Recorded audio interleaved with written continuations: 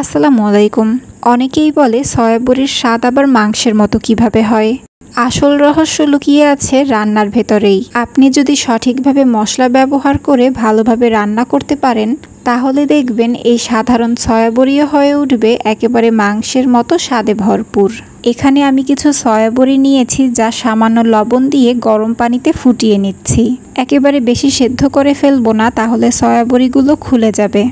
যখন এমন ফুলে উঠবে তখন চুলা থেকে উঠিয়ে সাথে সাথে এই গরম পানি ছেঁকে নর্মাল পানিতে ধুয়ে নেব, যাতে ভেতর থেকে গরম ভাবটা ছেড়ে যায়।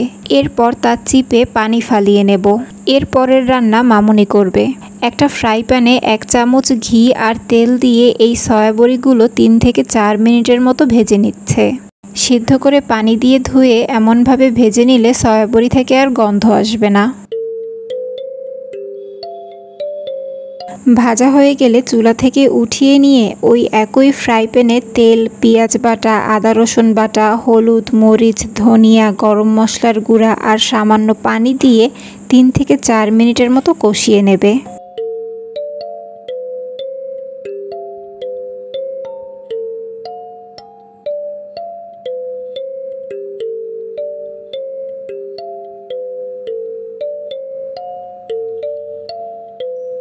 এরপর ভেজে রাখা সয়া বড়ি দিয়ে আবারও কিছুক্ষণ কষিয়ে নিয়ে 1.5 কাপ পানি দিয়ে সেদ্ধ হতে রাখবে।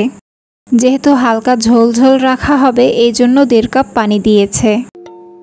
লবণের পরিমাপটা একটু কম হয়েছে, এজন্য সাথে একটু লবণও দিয়ে দিচ্ছে। এখন সবটা নেড়ে চেড়ে 3-4 মিনিট সরা দিয়ে ঢেকে রাখবে। সরা উঠিয়ে আবার নেড়ে চেড়ে দিচ্ছে। ঝোল এখনো বেশি আছে, তাই আরেকটু টানিয়ে নেবে।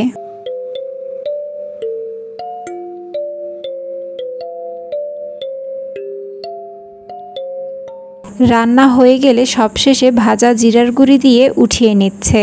রান্না শেষে তরকারিতে ভাজা জিরার গুঁড়ি ছিটিয়ে দিলে সুন্দর একটা ঘ্রাণ বের হয়। তৈরি হয়ে গেছে সয়া বড়ি রান্না। গরম গরম ভাত, রুটি বা পরোটার সাথে খেতে সত্যি অনেক ভালো লাগে। তবে আমার কাছে বেশি ভালো লাগে এমন ঝাল ঝাল রান্না করে পরোটার সাথে খেতে।